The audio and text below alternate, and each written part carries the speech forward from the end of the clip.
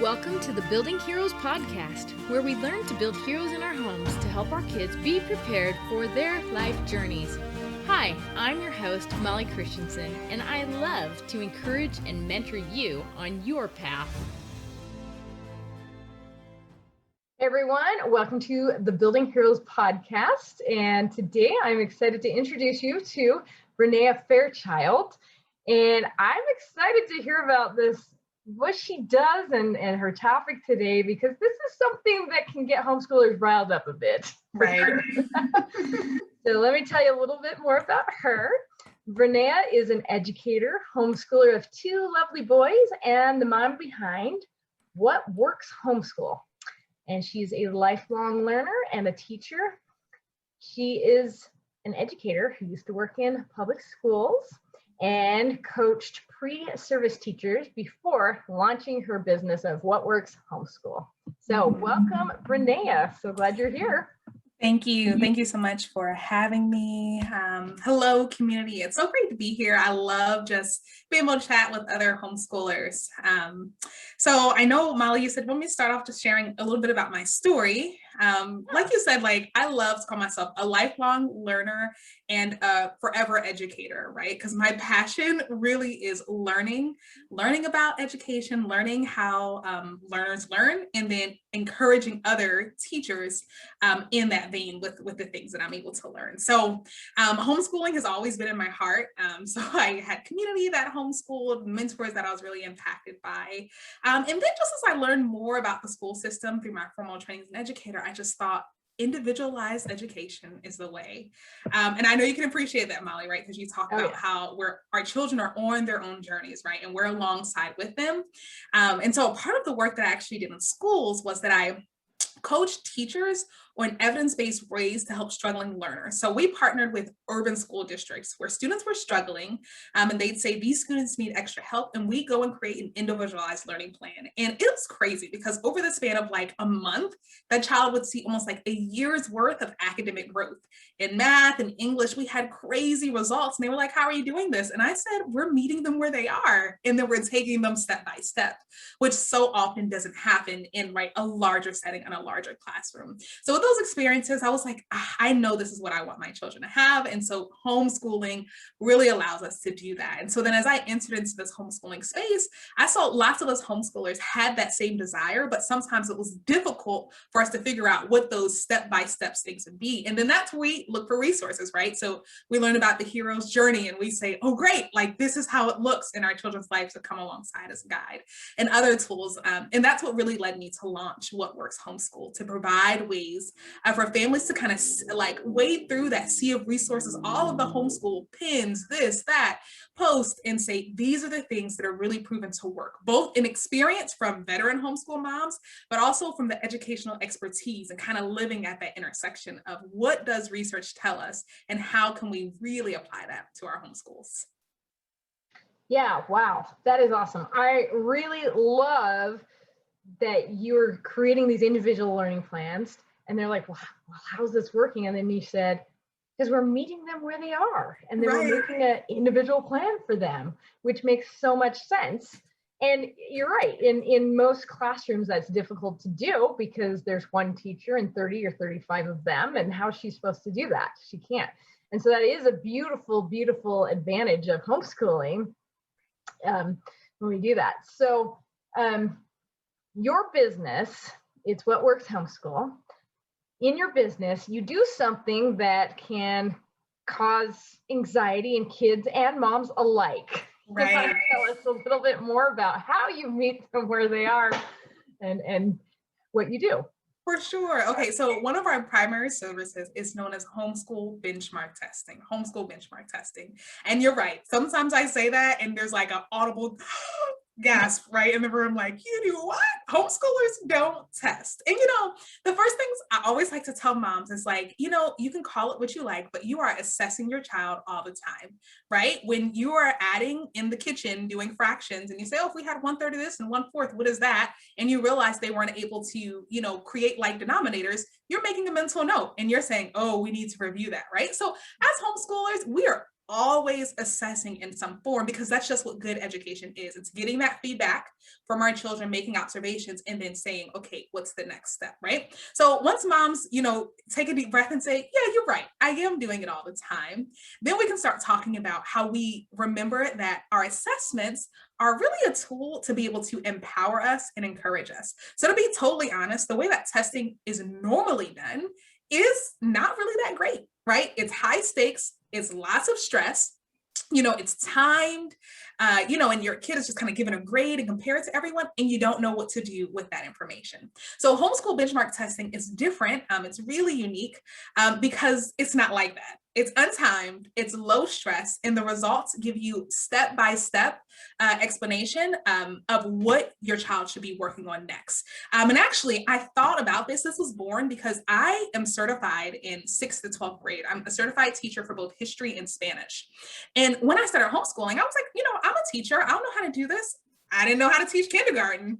I knew that for sure. What's a kindergartner supposed to be able to do? Then you realize curriculum A says this, curriculum B says this says this. How do I know, right, how my child should be progressing or where they need more support? And then it clicked, you used a test like this in the school. So the same exact testing software we were able to use when creating those individualized learning plans, I was able to connect with them and say, hey, I want to make this available to homeschoolers. And that's how homeschool benchmark testing was born. And so the fact that it is untimed, low stress, you can pause, you can come back at any time during the testing window. It's just such a breath of fresh air for homeschoolers. And homeschoolers have also found that it really makes it kind of a nice transition into the testing world, because it's not this sit down, you can't move for an hour and a half and you've got to get every answer right sort of test. So there's some other mechanics we could talk about, and I would love to share that over our time together. But the larger picture is that it's here and it's able to kind of be that guide for us as we are guiding our children on the side. Hey, we are journeying alongside with our children, and how can we go ahead and know exactly what they're ready to work on? So that's how testing, I feel like, fits into the homeschool picture. Yeah, I mean, I know I've probably said this before, is like, we don't test. I don't like testing, Right. and mostly because the whole idea behind testing, if you're going to take a test, we're learning it only for the test, and then we forget it all, right? But I like the way you're presenting this idea of benchmark testing. Is like, well, what do they know? What do they need to work on? And it's kind of like working on your budget. Like, if you don't know your numbers, then you're probably going to do just whatever, right? Yes, exactly. That's a great analogy. Another analogy I love to use, I love that the budget analogy is one for the kitchen. I say it's kind of like test tasting, right? You don't cook a whole meal without tasting it, right? You cook some and you say, oh, let me see. And if it's bland, you don't go, blah, terrible, I'm so mad I'm tasting it. You say, oh, I'm going to add some salt. Or if it's salty, you say, oh, I'm going to add some water, right? To go ahead and balance it, to make sure that it's on the journey that you want it to be on. And when we think again about, like you talk about, Molly, like this, the fact that we're not trying to fit them onto our journey, but we're helping them to try to take the next best step in their journey, it kind of even frees us from the curriculas pre-described, our child should next be ready for this, right? Because the curriculum might say, hey, your child is, go into, this next section of fractions. But if you get something that says, hey, your child can add fractions when they're like denominators, but they cannot do it when it's unlike denominators, or they can't do it when the denominator is 3 and 4, then you're like, I know exactly where to focus, and I don't have to do all 50 of Rebecca's practice problems, because I know which type of practice problems we need to work on, right? It kind of just gives us that information. And one of my favorite quotes when I was back in education school, they said, our goal as a teacher is not to be the sage on the stage, but the guide on the side, right? We don't want to be the sage on the stage telling them what to do, but the guide on the side. And I feel like that fits in so perfectly here at the hero's journey, because when you realize you're a guide on the side, you're like, yeah, let me have a manual. That works. Let's move alongside. Then you're like, hey, I want you to know what you need to work on next. So key example, my son, he's about to move up from kindergarten to first grade. And we've done our benchmark testing. And I said, oh, look at these skills you're ready to work on to get ready for first grade. We've created a whole theme around it. We're going to do a detective theme. He's going to become the great kindergarten detective so that he's ready to promote to first grade. And so now, instead of just doing a summer packet, which it would be fine, right? I'm able to say, oh, great, he really needs to to work on these capitalizing of letters. Oh, he really needs to work on these specific types of numbers. And I'm able to focus. And so I just feel like it frees up my time, my energy. He's working on things. He's more motivated because he actually needs to learn them. Like, you know, there are things he actually needs to work on. So there's a lot of joy in kind of having that guide for us as the guides on the side. Well, and I think sometimes too, we use, I like how you're describing how you're using the testing here is to see what they could be learning next. Mm-hmm. But at the same time, I think what happens a lot of times with testing is it stresses moms out because they feel like their kids aren't performing, so they're behind, or they're way ahead, and then moms feel really prideful about it, which then the kid has to live up to that, you know? and so you're just saying use benchmark testing just to see where they are, you know? Exactly. And you know, framing is such a big part of it, just like you said, right? Because if we're really down, like sometimes in moms, you know, sometimes we get emails in the middle of testing sessions, oh, she's so stressed. And I could hear it in the email that mom herself feels anxiety. And I love to tell parents, I'm like, I know that you're raising children who can do hard things. So give her a hug and say, you can do hard things, right? And you can persevere through this. Because one thing about the test is that it's adaptable. So it gets harder with each question the child gets right and a little bit easier with each question the child gets wrong. So you can pinpoint exactly where they are. So children will be feeling like they're kind of getting a little mental workout in, which is good, why they can take a break anytime, come back anytime. And that's why it's really up to us to say like, yeah, we can do hard things. And this does not define us. This is simply for us to say, are you on the journey, on the road, on the step in this journey that we would like you to be on? Are you kind of making progress down the path? So whether that's no, you want your child that they're interested in going to college or an apprenticeship or starting their own business, you know, they're going to need to have those basic math skills, right? Those basic pre-algebra and algebra 1 skills. So for you to be able to look and say, oh, wow, there are a few gaps here. That's to be assumed. Everybody has gaps in different places. Which ones are we going to focus on? Just kind of having that information is so empowering. Yeah, I like that, how you say, you know, it's how we frame it. You know, this isn't a measure of what you don't know. Well, I mean, I guess it kind of is, but it's not a measure of who you are. It's just like there's always more to learn out there. Let's see what you can learn next, you know, and because we love learning in our house, right? Exactly. And I do, you know, I always talk about going on the hero's journey. Let your kids go on their own journeys, not the ones that we prescribe for them. But there really are foundational things that would be good for them to know to make their journey a little easier for them. Exactly. Too. You know, so it's not like we're trying to push them down that path, but as their guide, we're saying, hey, I've been down a similar road. Yours is probably a little different than mine, but I do know that if you know how to read and write and do math, it's going to make it a little easier for you in your life. Exactly. And then they can choose into that. And they can choose into, you know, learning what's next for them if they see that gap. So that is where we do have to be careful, though, because I think sometimes our kids do attach their self-worth to that rating. And so, you know, that's what I love about framing this is like, oh, look at all the things you do know. And look at all the things that you can learn, you know, instead of, oh my gosh, we're way behind. I am so stressed. My daughter is not reading at a 2nd grade level or whatever, you know, don't want to go there. Exactly. Yeah, I really like what you said, that like the test is not an evaluation of who you are. I say to every mama, like, you are a good mom. You are a good homeschooler. And there are spaces in which you could do more, like we can all do more. And that's fine. That makes us human. And that makes us say, okay, great, this is a space, I knew this. Let me go ahead and I'm going to focus on this. Or I had no idea, right? I've gotten right. I'm a teacher. So sometimes I get this, I'm like, no, this isn't right. I know he knows how to do this. And then I go and I sit down, I'm like, wow, he really didn't know how to do that. I don't know how I missed that, right? Like we're human. And so just living into that, yes, I am enough. I am a good enough mama. My love is enough and is able to do much more than so many other people, right? A person my child didn't know. And even still, I'm open to getting the support that I need to. And knowing that, like you said, this could help lay a really solid foundation. These basic skills helps lay a solid foundation for my children and for the things they need to work on. So I love that framing. Yeah, I was thinking about this. I've homeschooled for 21 years now. So, And what I've learned is, well, quite a few things actually, but is that, sometimes when we look at the standards, we have the Common Core standards out there. Those can really, really stress us out if our kids aren't measuring up. right. And it can stress the kids out too, because they can start feeling like they're dumb. But I've discovered that really kids just need to go at the pace that they're ready for Mm-hmm. and willing for. There's that whole willing component too.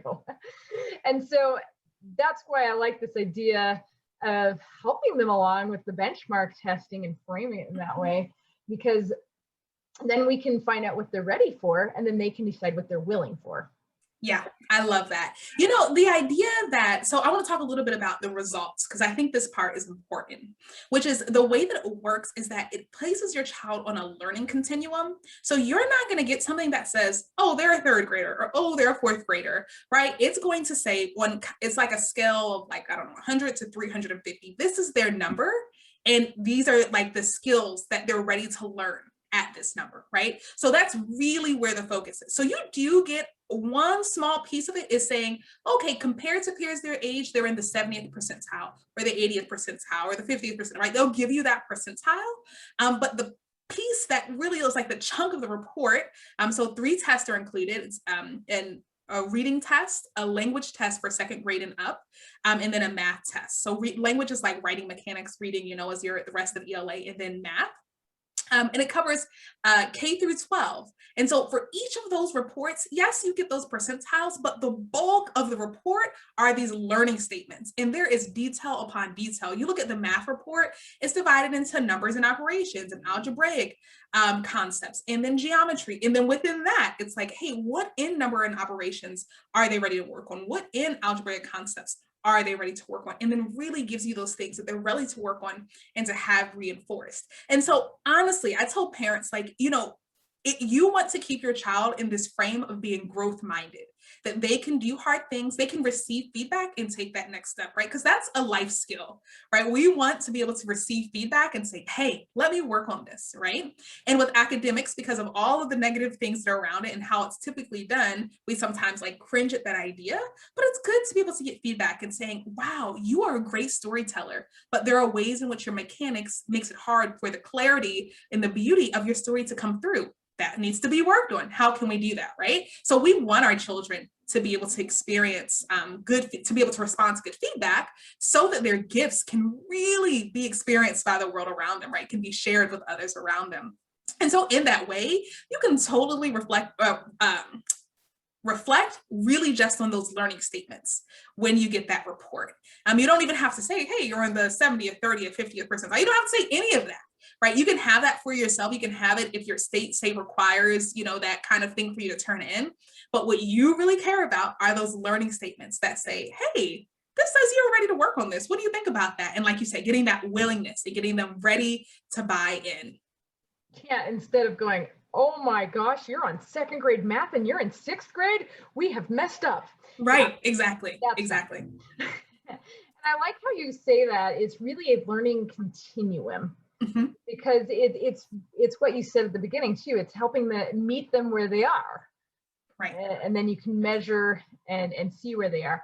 And just like a budget too, if you are avoiding looking at the budget, it's going to be a little more hard to know how to spend your money and what to do next. If you don't know what your numbers are in your budget, it's going to be hard to make good buying decisions. Mm-hmm. And I kind of see that the same way here with your kids. So, but you have to talk about your budget nicely too. If you start talking about your budget more nicely, you're going to be more willing to look at it. Right. Exactly. I love that. And the fact is, I like how you said it informs our decisions, because to be honest, like as homeschoolers, we have so much on our plates, right? And so for me to know, okay, this week we had a family emergency, or I know this time, maybe someone's having a baby, like, my schedule is going to need to shift to change. where should I really focus my attention? And it helps us to know that.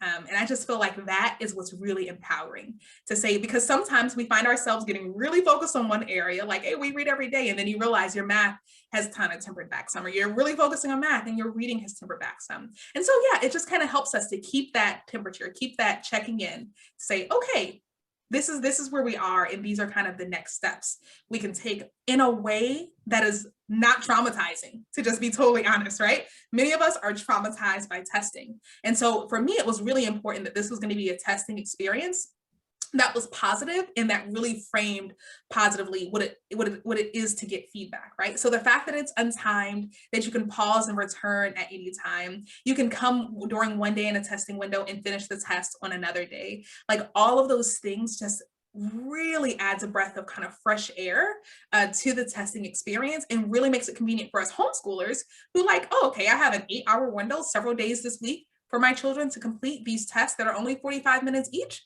Great, we can find time to do that. And there's a live proctor on this on our end, to make sure that you're being supported, and if you have any questions, etc. So really design in a way that is kind of redemptive in the experience. So like you can get the information that you need, which is, hey, what's my child? Where are they? What are they ready to do next? And it not come at the sacrifice of your child's educational experience. Yeah, and I like how you're saying it's just information. And information only has the meaning that we attach to it. Yes, yes. And so we if we use the information to help our kids make progress, great. If we use the information to beat ourselves up or to get on our kids, not so great. Exactly. And I really actually did not know this was a thing until I started hearing about this from a mutual friend. And I was like, I have been pretty anti-testing, but I can't see the value of having this periodically. Now, for some kids, they may not, I can think of some of my own that probably would not prefer to do benchmark testing, and I probably wouldn't make them, but I have others who would probably love it at the same time. And because they want to know that sort of thing. And, so I can see how this could really help just a wide variety of kids. And I can also see how it could help, especially when you start getting into middle school. Yeah. And you start going, because I often look at middle school. So we have elementary school, kids are having fun, they're learning stuff, but sometimes there are still gaps. But then for middle school, I kind of always see that as like the reinforcement time. Yes. To really build up the skills at that time, especially. Yeah, that's right. Yeah. So I could see, this being a really helpful tool, especially when you start getting to those transition years. Yes, exactly. Yeah. Just to have that really strong foundation laid and things reinforced that need to be reinforced. I love how you said the meaning that we assign.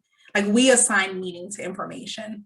And so it's really our choice of what we choose to do with it. I have families, who are in states where testing is not required. I actually don't live in a state where testing is required at all. But I do it because it really empowers me in my homeschooling journey, to be totally honest, that I could say, hey, I need to know where to focus our time and our energy this summer. How should we do it? And then knowing these are the things to work on. One other thing I'll say it really does is, so motivation, is an ongoing conversation, right? All of us, we go through periods where we're like, oh my goodness, it feels like these children don't want to do anything. What should I do, right? How do I come alongside them in this space in their journey? How do I compel them to want to do, something more? And I will say, a lot of the parents that I've coached is a motivation. So I'll just say the motivation formula is expectancy times value, right? So this is like an educational framework, expectancy times value. So if it's something the child expects that they can do, like do successfully, can they actually do it? And then value, is it meaningful for them? Like, is it put into a context of what they care about, right? So, for example, learning about percentages while learning about shopping, okay, that adds value to it, or it being a part of a larger project, right? So us homeschoolers, we're great at adding value, right? We can make things, apply it to life, make it engaging, make it exciting. Like, we know our kids, we love our kids. We're able to really do that. But sometimes we struggle with the expectancy part because we're a little bit hazy on, oh, what skill exactly should I expect you to be working on at where you are in your educational journey? Like, what should I expect you to be working on? Like, I really don't know. Or this is what this textbook is telling me, but your response to the textbook is telling me something different. So what can I take from that? How can I be informed by that without having to go and buy 2 different other curriculas or going into a Facebook group and hoping that one mom's suggestion might pave the way, right? Is there something that can give me just a little bit more specificity? And often it's great. I'm able to do this benchmark testing. And then I realize, oh, these are the skills. And I just flip to a different chapter in my textbook. And now you're at a level that's actually right where you are, just hard enough. I call it the Goldilocks zone, right? Not too hot, not too cold, not too hard, not too easy. And you're ready to take that next step. So it also can really help with motivational issues in homeschool. Yeah, that's really good. And I think too, for some kids, it would just be motivational just to see what they can learn next. Oh, cool. You know, Yeah. Others, maybe not so much, but yes, I like that. And I was thinking too, you know, whenever you're learning something or you're going for a goal, there typically needs to be an aspect of tracking your progress. Yes. If you have no way of tracking your progress, it's going to seem a little fuzzier to you too. And That's sometimes good. you don't see it either. So, I mean, like I said, a lot of times I've said, we don't like tests. Mm-hmm. But I'm not opposed to benchmarks. Right. You know? Right. Benchmarks are a different thing because we're using them in a different way. Exactly. You know, I almost wanted to call this kind of like an academic check-in or, you know, some other language assessment. I think a part of me is like, can we reclaim the idea of testing? Because, you know, we can just assess, get the feedback. It's not an evaluation. That's different. We're not evaluating you or me. It's assessing where we are. But I agree with you. It's this idea of benchmarking of where you are in the journey and what does your journey look like? Because we also can get hard on ourselves as homeschoolers, feeling like, oh, we really didn't do much this year. We really didn't learn anything. And sometimes we totally overestimate ourselves, right? Like, I've definitely been in that space too. And I'm like, oh yeah, like, we learned so much or we did so much. And I'm like, oh, in that unit, we did a lot of stuff and exploration, life exploration, which is good, but whoa, we really didn't work on the math skills that we thought we'd cover. Okay, I need to be more intentional about that next time. Like, both of those things happen. So one fun thing is that when you register for homeschool benchmark testing is that it allows you to test 3 times per year. And sometimes parents are like, whoa, I'd never do that. That's a lot. And the reason that it does this, so, you know, I told you What Works Homeschool, that's the company. The reason I wanted to create it is because I love to merge educational research with experience of us homeschoolers. And so research shows that over about 10 to 12 weeks, that's about how long it takes to see growth. So if you test in September, by December, if you've worked on those skills, you should noticeably be able to see it when your child takes a similar type of assessment. So it's not the same thing. Again, I told you the test is adaptive. It responds to our children right there in the moment. But you take one in September, you take one in December, and then that's kind of like, again, you're checking. It's you looking at your budget and saying, oh, okay, yep, we've been pretty good with our spending here. Or, oh man, we focused so much on math. I want us to focus a little bit more on reading. And then you're able to do it at the end of the year. And then you're really able to see like, wow, we are doing this thing. Like, we are taking those steps forward. We are taking this feedback and acting on it. And that is really, really empowering. It's also helpful, right? Because life happens. And if somehow we end up taking the whole month of November or December off, then it kind of serves as a reset for us. Because if you take the test just in September, and this is some people, you know, are like, well, I take the test once a year. But if you take the test once in September, and then not again, what your child needs to know in February won't be the same, you know, right? They've learned, they've grown. And so what you're ready to work on next should grow with your child. And so there is that option. You're not required to take it 3 times a year. Again, it's totally flexible for homeschoolers, but there is that option so that you can say, okay, we're benchmarking throughout. A benchmark doesn't just happen once, it's this throughout. And I would imagine too, that you could use this even for child-led learning as well, because you could just ask them, what are you interested in learning next? We could go here, or yes, anything else really too, you know? Yes, I really love that you brought that out. That's exactly right. Because then you have a little bit more of a map to go off of, focused on academic skills. Because often with child-led learning, we can focus on themes, which is, again, when I talked about that motivation formula, that's really focused on value, which is awesome. But then within something that they want to do that's really intrinsically motivated to them, you want to make sure that you're matching them with the skills that are in their Goldilocks zone, that are just right for them. Like, should you be writing a paper on this, or should you just be doing an oral presentation? Like, what really are you ready for that's going to help you grow and unlock the skills and explore more deeply the information you want to explore? So that's beautiful to say that. That's absolutely right. Yeah, love that. All right. Well, I know you have to run, but I would love for you to tell our listeners where they can find you and find out more about how to get benchmark testing for homeschoolers, because, I think that can really benefit, especially certain types of people really, really enjoy that type of benchmarking, I guess. Yeah. So yeah, let us know. Yes, definitely happy to share. So if you are like, hey, I'm for it, I'm ready to sign up, you can check us out at homeschoolbenchmarktesting.com, and you can register right there. You can actually use the code HERO, very fitting for the community here, for a percentage off. So be sure to do that. And you can also find us on Facebook and Instagram with What Works Homeschool. So that's the company name, just wanting to create resources that really are life-giving and empowering for homeschooler, that merge that experience with expertise. So homeschoolbenchmarktesting.com, and we're both on Instagram and Facebook with What Works Homeschool. Our next testing session, we have one in June 2021, the last, I think, 3 days in the last week of June, we have a testing session. And then our next testing session after that is August 2021. So I invite families, this is a great time to find out where your little hero is, right, in their academic journey, and to get the skills and to have that information so you know how to help them take those next steps. It's been so great joining you here, Molly. Thank you for having me. Yeah, thank you so much. Right. Thanks for listening to the Building Heroes podcast. Can you help more people join the Building Heroes movement by sharing this podcast? More people can find it when you subscribe to the show, rate it, and leave a review. For more help on building heroes in your home, get the free Building Heroes resources at www.buildingheroesacademy.com.